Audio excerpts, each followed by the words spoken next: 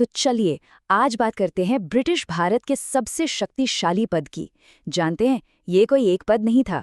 200 सालों के लंबे सफर में ये एक मामूली व्यापारी प्रशासक के रोल से बढ़कर एक विशाल साम्राज्य के सबसे बड़े प्रतिनिधि तक पहुंच गया। आज हम इसी कमाल के सफर की कहानी को परत दर परत खोलेंगे। तो ये टाइमलाइन देखिए, ये हमें सत्ता के बदलते केंद्र की पूरी कहानी बताती है। हम इन 4 बड़े पड़ावों को देखेंगे, बंगाल के गवर्नर से शुरू करके भारत के वायसराय तक। हर एक पड़ाव अपने आप में एक नई कहानी है और हर पड़ाव ने भारत की किस्मत को एक नया मोड़ दिया। तो चलिए देखते हैं कि ये सब कैसे हुआ।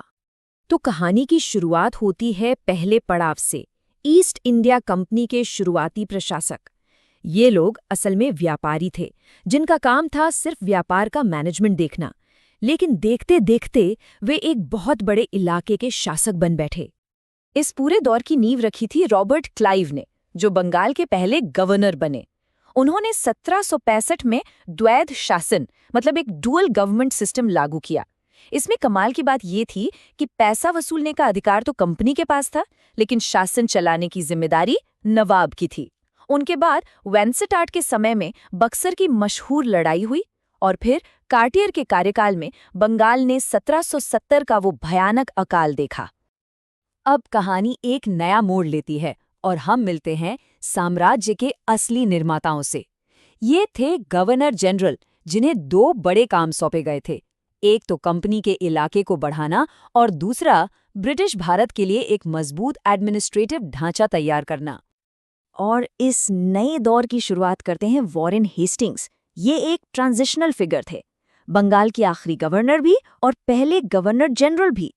आते ही उन्होंने 1772 में क्लाइव की ड्यूल गवर्नमेंट वाली पॉलिसी को खत्म कर दिया और फिर 1773 के रेगुलेटिंग एक्ट के तहत कलकत्ता में सुप्रीम कोर्ट की नींव रखी। ये पावर को सेंट्रलाइज करने की दिशा में एक बहुत बड़ा कदम था। हेस्टिंग्स के बाद आए लॉर्ड कॉर्नवालिस, जिन्हें आज भी father of civil service in India कहा जाता है। उनका सबसे बड़ा काम था 1793 का कॉर्नवालिस कोड, जिसने पहली बार रेवेन्यू और जस्टिस एडमिनिस्ट्रेशन को अलग अलग किया।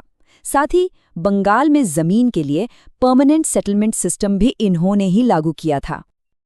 अब बात करते हैं एक ऐसी पॉलिसी की जिसने सचमुच भारत का नक्शा ही बदल दिया, सहायक संधि या सब्सिडियरी अलायंस। लॉर्ड वेलेस्ली की ये एक बहुत ही चतुर चाल थी। इसके तहत भारतीय राज्य अपनी आज़ादी को साइड में रखकर ब्रिटिश मिलिट्री प्रोटेक्शन ले लेते थे। नतीजा, कंपनी का असर बिना कोई सीधी जंग लड़े बहुत तेजी से बढ़ता चला गया। और देखिए ये लिस्ट और अंदाजा लगाइए कि ये पॉलिसी कितनी असरदार थी। 1798 में हैदराबाद से शुरू होकर सिर्फ 6 साल के अंदर मैसूर, अवध और मराठाओं जैसी बड़ी बड़ी ताकतें ब्रिटिश कंट्रोल में आ चुकी थी। ये ब्रिटिश विस्तार की एक हैरान कर देने वाली रफ्तार थी। अब ब्रिटिश राज का एक बिल्कुल अलग चेहरा सामने आता है, सोशल रिफॉर्म का। लॉर्ड विलियम बेंटिंग भारत के पहले गवर्नर जनरल बने। उन्होंने सती प्रथा को खत्म करने और ठगी को दबाने जैसे बहुत बड़े और क्रांतिकारी कदम उठाए। साथ ही इंग्लिश को ऑफिशियल भाषा बनाकर उन्होंने एडमिनिस्ट्रेशन का चेहरा ही बदल दिया।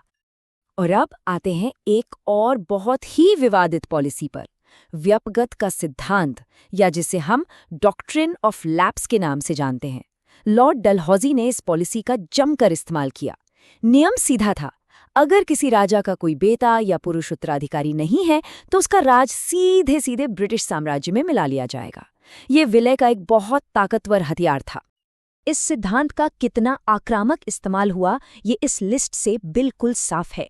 1848 में सतारा पहला राज्य था जिसे इस पॉलिसी के तहत हड़पा गया। फिर झांसी और नागपुर जैसे कई राज्य आए। लेकिन दिलचस्प बात देखिए, अवध को उत्तराधिकारी न होने के कारण नहीं, बल्कि कुशासन का आरोप लगाकर हड़पा गया था। लॉर्ड डलहौजी की विरासत थोड़ी कॉम्प्लेक्स है। एक तरफ राज्यों को हड़पने की आक्रामक नीति, तो वहीं दूसरी तरफ आधुनिक भारत की नींव, भारत की पहली रेलवे लाइन, पहली टेलीग्राफ लाइन और पीडब्ल्यूडी की स्थापना, ये सब कुछ उन्हीं के कार्यकाल में हुआ। 1857 के विद्रोह के बाद सब कुछ बदल गया। अब हम राज के एक नए दौर में जा रहे हैं, जहां गवर्नर जनरल की जगह अब वाइसराय ने ले ली थी, जो अब कंपनी के नहीं बल्कि सीधे ब्रिटिश क्राउन के प्रतिनिधि थे। ये कोई छोटा मोटा बदलाव नहीं था, समझिए एक भूचाल था। 1857 के विद्रोह ने ईस्ट इंडिया कंपनी के राज का हमेशा के लिए अंत कर दिया और 1858 के एक्ट के साथ सत्ता सीधे ब्रिटिश क्राउन के हाथ में चली गई। अब गवर्नर जनरल को वॉइसरॉय भी कहा जाने लगा, जिसका मतलब था राजा का सीधा प्रतिनिधि। और इस ऐतिहासिक बदलाव के ठीक बीच में थे लॉर्ड कैनिंग। वो भारत के आखिरी गवर्नर जनरल भी थे और पहले वाइसरॉय भी। 1857 का विद्रोह उन्हीं के कार्यकाल में हुआ था।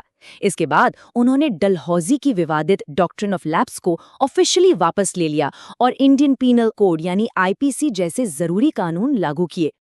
अच्छा, ये स्लाइड राज के अंदर की दो बिल्कुल अलग सोच को दिखाती है। एक तरफ थे दमनकारी लॉर्ड लिटन, जिन्होंने वर्नैक्युलर प्रेस एक्ट लगाया, तो दूसरी तरफ थे उदारवादी लॉर्ड रिपन, जिन्हें स्थानीय स्वशासन का जनक भी कहा जाता है। ये दिखाता है कि ब्रिटिश नीतियां एक ही वाइसराय के बदलने से कितनी जल्दी बदल सकती थीं। अब आते हैं लॉर्ड कर्जन पर, एक ऐसे वाइसराय जिन्हें एफिशिएंसी और कंट्रोल का जुनून था। उनका पूरा कार्यकाल बड़े बड़े एडमिनिस्ट्रेटिव सुधारों का दौर था और उनका सबसे बड़ा हथियार था कमीशन। इसीलिए उनके शासन को अक्सर कमीशन राज भी कहा जाता है। कर्जन के काम का दायरा देखिए कितना बड़ा था। अकाल से लेकर सिंचाई, पुलिस से लेकर यूनिवर्सिटी तक उन्होंने हर बड़े डिपार्टमेंट की जांच के लिए कमीशन बैठा दिया। आज जो हम सीआईडी देखते हैं ना, उसकी स्थापना भी उन्हीं के पुलिस सुधारों का नतीजा थी। इसके अलावा उन्होंने पुराने स्मारकों को बचाने के लिए कानून बनाया और कोलकाता के मशहूर विक्टोरिया मेमोरियल का काम भी शुरू करवाया। और अब हम राज के आखिरी और सबसे तेज रफ्तार वाले दौर में पहुंचते हैं। ये वो दौर था जब वाइसरायों का काम सिर्फ बढ़ते राष्ट्रवादी आंदोलनों को मैनेज करना और आखिर में सत्ता के ट्रांसफर की निगरानी करना रह गया था।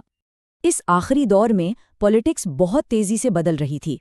बढ़ते दबाव के बीच लॉर्ड हार्डिंग ने बंगाल का विभाजन रद्द किया और राजधानी को कलकत्ता से दिल्ली शिफ्ट कर दिया। फिर लॉर्ड चेम्सफोर्ड के समय में होम रूल आंदोलन, कुख्यात रॉलेट एक्ट और मॉन्टेग्यू चेम्सफोर्ड सुधारों ने भारतीय राजनीति की दिशा हमेशा के लिए बदल दी।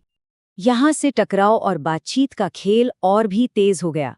लॉर्ड इरविन के समय पूर्ण स्वराज की घोषणा हुई और दांडी मार्च ने पूरी दुनिया का ध्यान खींचा। फिर लॉर्ड लिनलिथगो के लंबे कार्यकाल में 1942 के भारत छोड़ो आंदोलन ने ब्रिटिश राज की नींव को सचमुच हिलाकर रख दिया था। और अब हम आ गए हैं राज के बिल्कुल आखिरी दिनों में।